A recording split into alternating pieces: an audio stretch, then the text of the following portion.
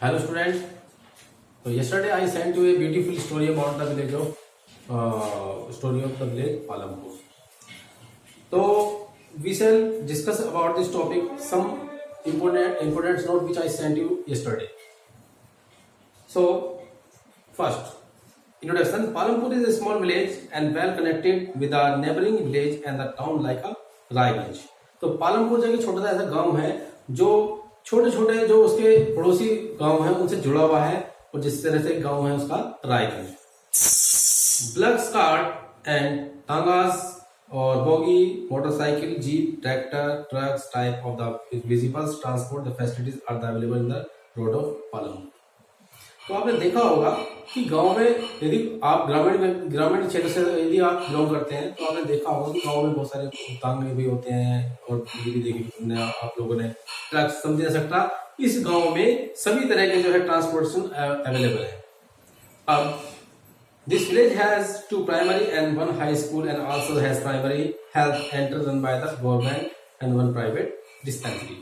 तो आपने देखा होगा प्रत्येक गांव में स्कूल भी होता है, प्राइमरी स्कूल भी होता है, हाई स्कूल. तो पालमपुर गांव में एक प्राइमरी स्कूल है, 2 प्राइमरी स्कूल है छोटे छोटे से और एक स्वास्थ्य केंद्र भी है और एक प्राइवेट डिस्पेंसरी भी है. About 450 different caste families are living there. यानी भिन्न भिन्न प्रकार की जाति जो सब बिलोंग करते हैं वो है यहाँ वो लोग भी रहते हैं. अब out of them the 80 upper caste families have land majority on this village and 1/3 of the total population covered by the scheduled caste. Means लगभग 80% अपर जो लोग हैं वहाँ पे तो अपर कास्ट से जो है उनके पास जमीनें हैं, लेकिन कुछ लोग वहाँ पे ऐसे भी हैं जिनके पास जमीनें नहीं है और वो लगभग शेड्यूल कास्ट से बिलोंग करते हैं जिन्हें कहते हैं अनुसूचित जाति.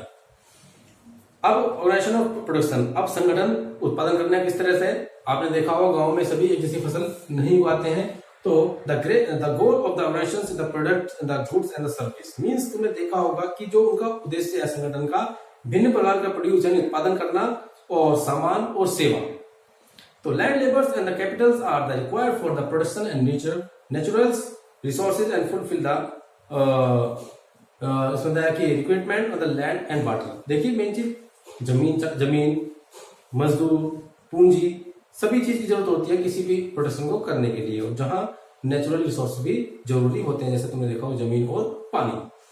तो फॉर लेबर इसमें कि intensive industry labour is the required and the financial aids capital is the required. तो आपने देखा होगा कि जो भिन्न भिन्न प्रकार की जो फैक्ट्रियां खुलती हैं वहां किसान तो काम करते ही है, तो वो इन गाँव से निकलने वाले जो व्यक्ति होते हैं जिनके पास जमीनें नहीं होती है वो एजुकेटेड रहते हैं तो वो वहां पर इस तरह काम करते हैं. तो physical capitals are also required for the production. अब आपने देखा भौतिक वस्तुएं जरूरी होती हैं जैसे मान लीजिए बड़ी बड़ी मशीनें जिससे उत्पादन होता है.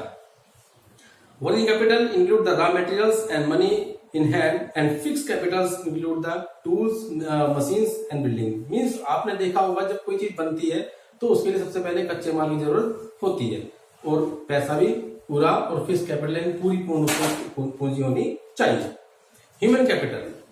अब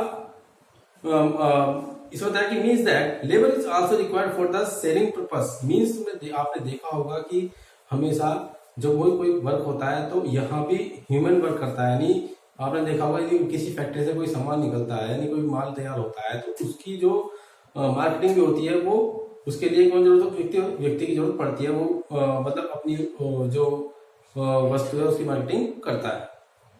अब फार्मिंग इन पालमपुर बात करते हैं पालमपुर की. तो क्या है कि farming in the Palampur is based on the following factor. कुछ फैक्टर्स हैं जिन पे ये बेस है. Land is fixed and change in the method of the cultivation. उनका जो फसल करने का तरीका है वो अलग अलग तरीका है. मल्टीपल क्रॉपिंग भिन्न यानी मल्टीपल का होता है कि एक टाइम में भिन्न भिन्न प्रकार की फसलें उगाना. मॉडर्न फार्मिंग यानी मॉडर्न फार्मिंग का मतलब होता है कि आज के आधुनिक तरीके से किसानों की किसानी करना. और substance of land and the distributions of land, labor, capital और selling of farm production. जो अब आपने देखा होगा जिस तरह से आलू खेतों में रहता है गन्ना खेतों में रहता है उसके बाद फिर वो क्या होता है कि वो मार्केट में जाता है. मार्केट में जाने के बाद वो हमें प्राप्त हो पाता है यानी कहीं ना कहीं उनका जो प्रोडक्ट है वो कहीं ना कहीं मार्केट में इनके द्वारा जाता है. नेक्स्ट अब बात करते हैं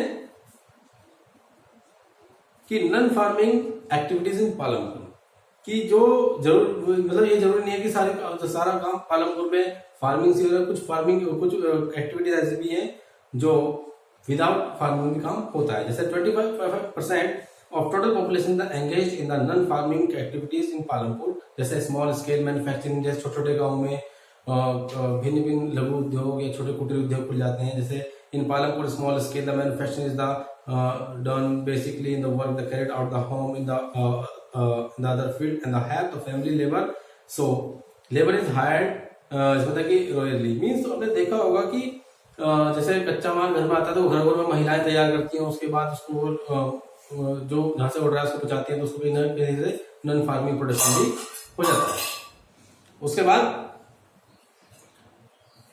ट्रांसपोर्टिंग, देखिए people and goods and freight from the one place and another thought transporting service, यानी लोग एक सामान को दूसरी जगह ले जाते हैं तो उसके लिए जो वाहन प्रयोग किया जाता है उसको कहते हैं ट्रांसपोर्टेशन। और then basically is the work the create out at the home and so the field with the help of the family labour is the high rarely, and transporting people and the good are the, इसमें है कि forwarded from the one other place and through the transporting service, and for the service the worker get paid, यानी जो work करते हैं उनको paid किया जाता है।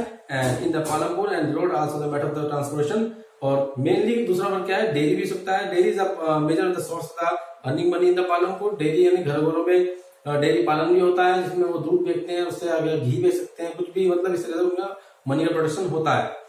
तो डेयरी इज मेनी टाइम मतलब harvesting the animals meat done by the mostly, यानी पालमपुर में इस चीज का प्रयोग ज्यादा किया जाता है।